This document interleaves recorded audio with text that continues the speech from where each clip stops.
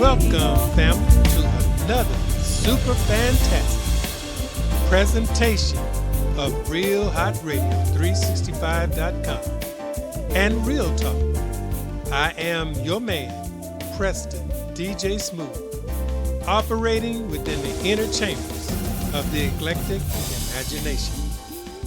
It is my honor and pleasure to introduce to you the State Director and District Chairman of the Black Wall Street Bank, Las Vegas, Nevada, Mr. DERWIN Whitmore, whose mission is to rebuild and revitalize African American communities across America by redirecting and recirculating dollars through community economic opportunities, such as financial literacy, entrepreneurship, business funding, education, and community outreach. So without further ado, let's bring to the microphone Mr. DERWIN Whitmore. Who is DERWIN Whitmore? Okay, DERWIN Whitmore, I am the CEO, founding CEO, chairman at Black Wall Street Southern Nevada, and also the state director for Black Wall Street USA in Nevada. Black Wall Street USA is the parent corporate Black Wall Street. It is the original and official Black Wall Street. It was founded in 1994 by Pastor Michael C. Carter Sr. in the Oakland area. And we're in every major city in the United States. We are actually global. We're in Africa and Europe as well. And I was appointed as the district president in 2013.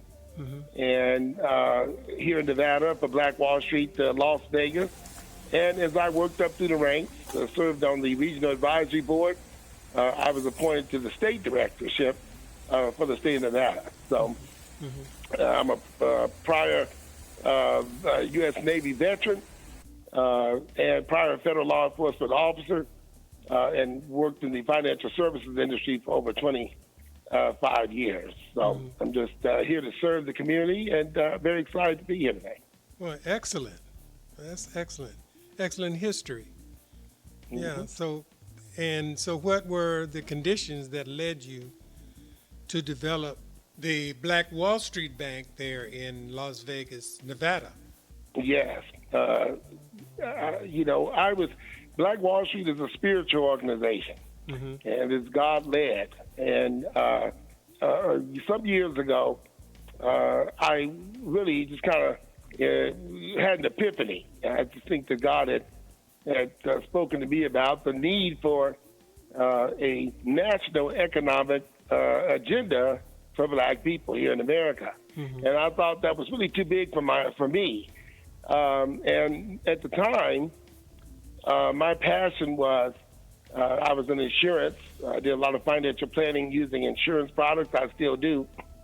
And I was seeking to be one of the largest minority-owned financial advisory firms. And I spoke to a lot of large insurance marketing organizations about that.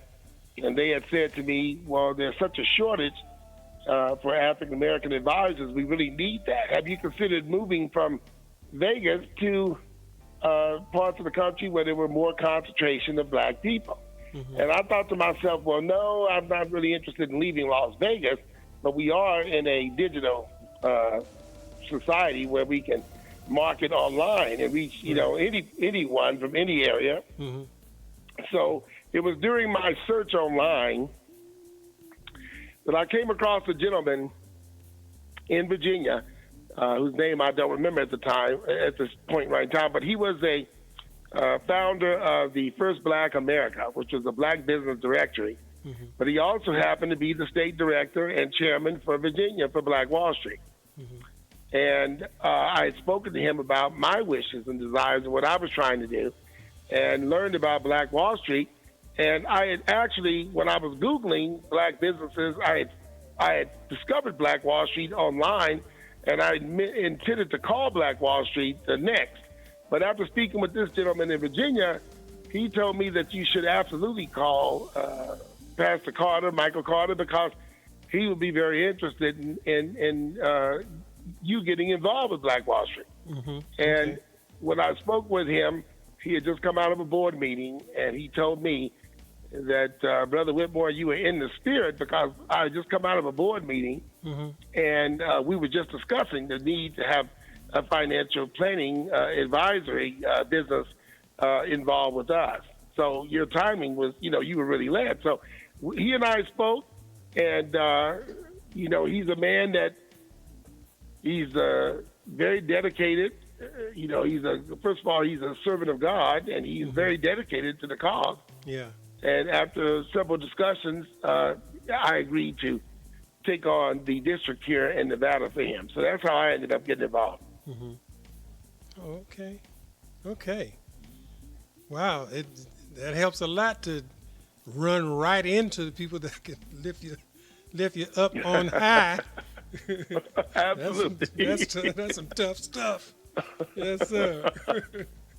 Yeah. So, okay. So then, how do you characterize what's going on now, the current economic state of blacks in America, so-called black people in America? Well, I characterize it as it's almost like history repeating itself. Mm-hmm. And I can tell you this, that the timing is, they always say that God is always on time. Mm-hmm. And the timeliness of Black Wall Street today couldn't be better timed. And I say that because when we're looking at police brutality and the economic disparity of African Americans here, the situation is becoming a catalyst once again to unify black people. Black people are becoming unified because of these things that are happening, just as they were in the time of the original Black Wall Street in Tulsa, because they could not buy and spend their money in white businesses because of the conditions. They were forced to come back and work with each other and spend their money with each other, and that's what was the catalyst for their success. And I just think that in today's society, blacks spend we spend $1.3 trillion in America. If we were a nation, we'd be the 15th or 16th GDP as far as the nation's concerned with our spending power. Right. But African American people are consumers. They do not produce. We do not create. We consume. And because of this, our dollar is enriching every other ethnicity in America. In other words, when you look at the white dollar, it turns over 17 times in the white community. Right. And in the Jewish community, it is 20 times. In the Asian community, your dollar turns over 30 times. Now, the African American dollar does not turn over not one time. It leaves the community after only 6 hours. Wow. So we're taking our dollar, goes right from our paycheck, straight into every other ethnicities, whether you're buying their clothing, whether you're buying their food, you're going to their markets. We're not spending our dollars with each other. And that is the elephant in the room that has to be eaten, so to speak. We have to say in this generation, the buck stops here. We have to fix that problem. Our dollar must recycle, and it must go back into rebuilding strong black communities. Otherwise, we are really headed into a second slavery here in America. I don't know if you ever read Dr. Claude Anderson's book, Powernomics, but it describes all this. He wrote some years ago, I believe in 2008, that black people in America had a very small window to start building businesses. And he said that the end of black people, the characteristics of the end times for black people in America were going to be mass migration, political upheaval, and a rebirth of racism. Now, You're seeing all this like never before. Yes, yes. You're seeing them wanting to build walls to keep people out because of the mass migration. This whole nation is in a political upheaval like never before. And then we've got a rebirth of racism. And what's going to happen is, with these new immigrants coming into this country, they're going to take up all the jobs that blacks don't want. And artificial intelligence is going to take up all the jobs that black people want.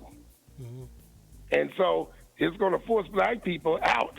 And what people don't know is that the Latinos, while, you would think that there are brown brothers and sisters, their whole agenda is to change the whole dynamic from black and white to black and Latino and cut blacks out. And if we don't stop worried about every other race of people and come together and really support our own and build our own economy in America, the future is very bleak for us here in America. So I'm sounding the alarm, brother. Yes. Yes. And it's a welcome alarm, too, because I can definitely see it. And Ray Charles can see this. This is really, really some serious stuff. And I was looking at some of the inventors, the people that were inventing light bulbs, the first automobile inventors and what have you. And it comes to mind that it really doesn't matter what you invent. You can invent a flying saucer, but if you don't have the wherewithal to license it, market it, protect your inventions and what have you, people just take it. You just don't, just can't get around it. Right, and that was so true in the 20th century. 1800s, 1900s, early 1900s. That was true, and before, because, for instance, black people came up with many inventions. But see, today, brother, we don't have that problem. See, today, black people can license. There's no laws that keep black people from doing anything they want to do today. But black people are going to have to step up and stop blaming Willie Lynch. They're going to have to take responsibility for what they're not doing, and that is respecting and honoring each other and supporting each other's business. That's what they're going to have to do. They're going to have to stop making excuses and start looking in the window, in the mirror, because we cannot. We have overcome. You take a people that have been through as much as we've been through, but we still put a man in the presidency after all these years. Yeah. So there is no stopping us. In every area we get into, we dominate. I don't care whether it's tennis, whether it's sports, music, acting, because we created the arts. Yes, yes, but the one area that black people have failed in miserably is the money game. The money game. They have failed to support each other, and we've been we've been a victim of systematic racism, where we have been turned against each other. But I'm telling you, one of the things I do, and one of the challenges I face as a district, one of the biggest challenges I face is from the black community in terms of finding quality black people to sit on the board and serve the community without trying to be self-serving themselves. Right.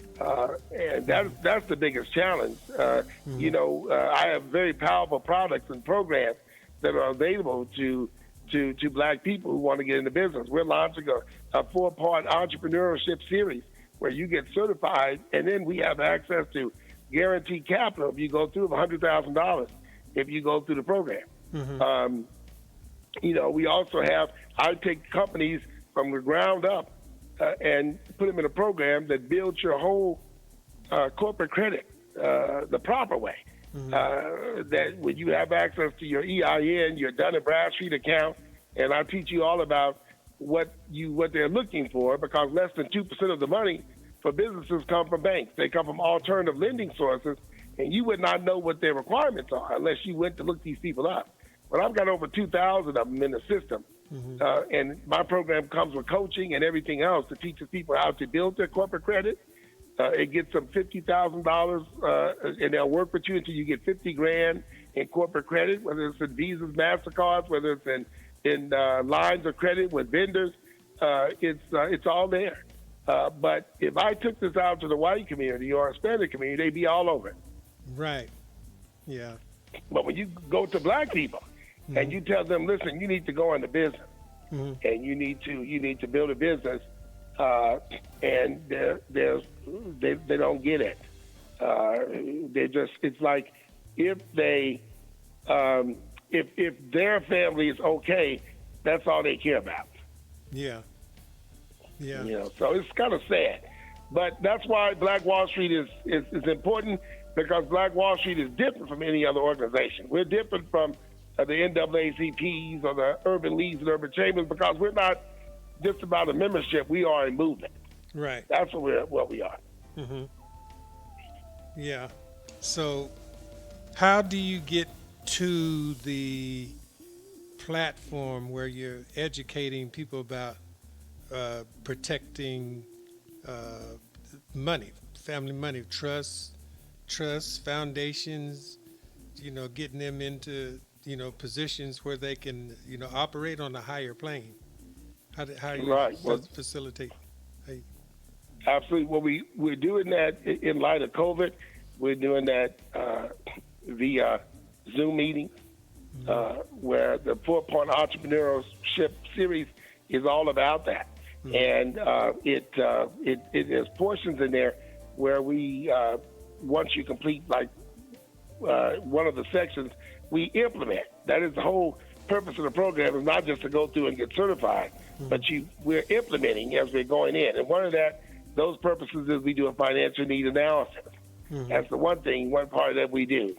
And then we write insurance, get them into a retirement plan. We write a key man policy for their business plan. They get to work and develop a business plan, and the organization that I also sit on the board of is the Institute for Increased Minority Financial Literacy. That's the program that we developed, the curriculum, and what we do with that is it's all about increasing minority literacy and implementing, not just teaching it, but making sure they implement the financial planning and key man insurance and write their business plans, and they get to be involved with that.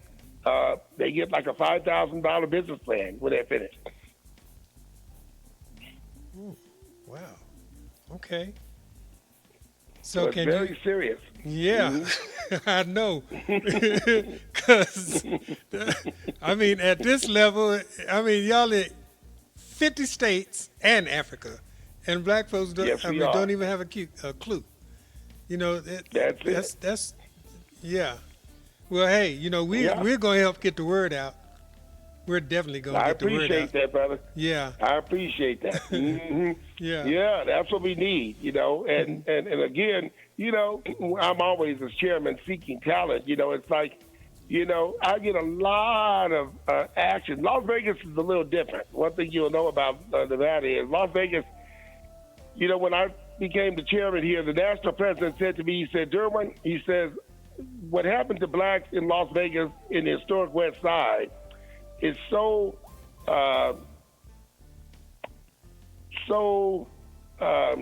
characteristic of what happened to blacks in Tulsa that I want Las Vegas to be the model district. And trust me, I want it to be the model district too. There are a lot of districts, and because the districts are individually owned, Black Wall Street USA does not have a national charter. So they chose not to have a national charter. That means that all of us own our own. I own my own 501c3. Oh. Okay. I affiliate with the national, but they don't run my budget. They don't contribute, and they don't run anything. We affiliate. And so, but the bottom line is that it's, one of the challenges is when you finding people that, have gone to, now I've had multimillionaires on my board. And some of them I've had to fire, pastors too, that have sit on the board because they were more interested in trying to use their position for their own personal gain rather than I have to protect the integrity of the organization. Right. I didn't build Black Wall Street to get rich off the community. I built Black Wall Street to serve the community. Yes. And is there an opportunity to be blessed financially? Absolutely, because you'll be right in the center of Black businesses when everything comes together. You're going to be in the middle of Black businesses. Now, I'm working behind the scenes for a whole nother level that we're getting ready to introduce, and hopefully next year. What we're going to be involved in is, this is to me the ultimate, and this is where Black people, this is the answer to the economic disparity of Black people in America, and it's tied to cooperative economics, but it is cooperative development. That is where we're headed. Right. To develop worker cooperatives. That is the key. That's the future. This is an emerging economy that's growing right now that is going to be the answer, because it's all owned by the workers. These businesses are democratically owned. There's no corporate monarchy. And because Black people lack trust, the only way to bring Black people together and for them to pool their resources and the community to own and develop businesses is through that business model. You're right. And so that is where we're headed, into that space.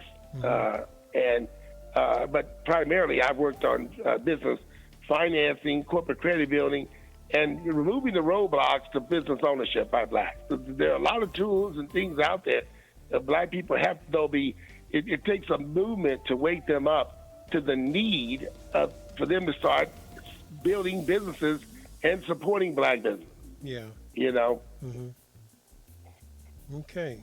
So can you give the listening audience some places where they can contact the organization? Yeah, you can contact the organization at www.blackwallstreet-nv.org. Or you can also email us at info@blackwallstreet-nv.org. The phone number here is 702-879-2048. You can also reach me, DERWIN Whitmore, direct, the chairman and CEO, at 702-918-9441. You can write us, send an email or anything to our mailing address, P.O. Box 33446. That's Las Vegas, Nevada, 89133. That's Black Wall Street, Southern Nevada, P.O. Box 33446, Las Vegas, Nevada, 89133. Yes, sir. Absolutely. That's some very valuable information. And I really like to, thank you for the opportunity to talk with you this evening, to interview you. This is truly an historic occasion, because so few of us talk about business on this kind of a level. And it's very valuable, and it's very valuable. I just say that.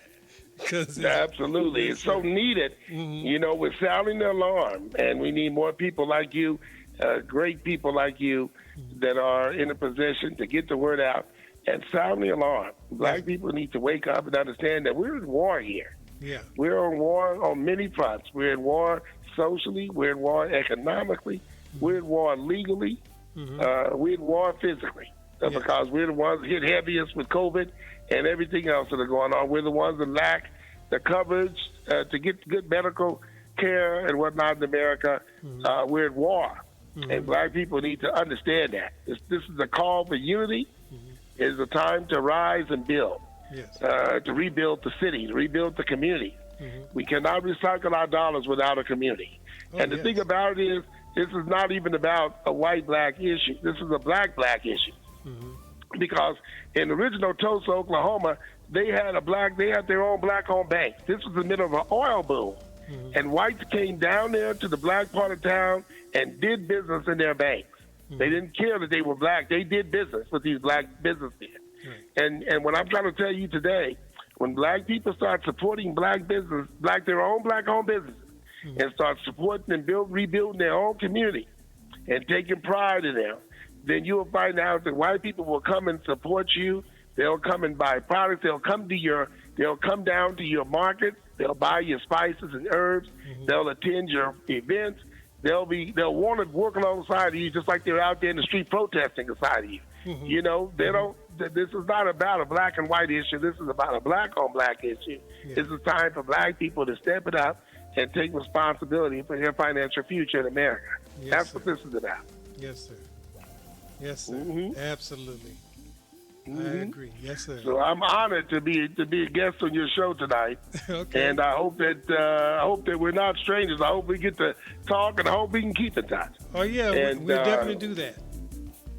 All right, then, Mr. Preston. Okay. It's my pleasure, sir. And God bless you. Our pleasure too. Thank you very much for your participation. All right. Have a great All night. right, sir. Have a good night. This has certainly been a super fantastic and educational moment, interacting with the sagacious mind of Mr. DERWIN Whitmore of the Black Wall Street Bank. I most certainly hope you not only enjoyed the presentation, but also, I'm sure, you received something valuable. This has been Real Talk with Preston DJ Smooth. And until the next time, peace and love to you.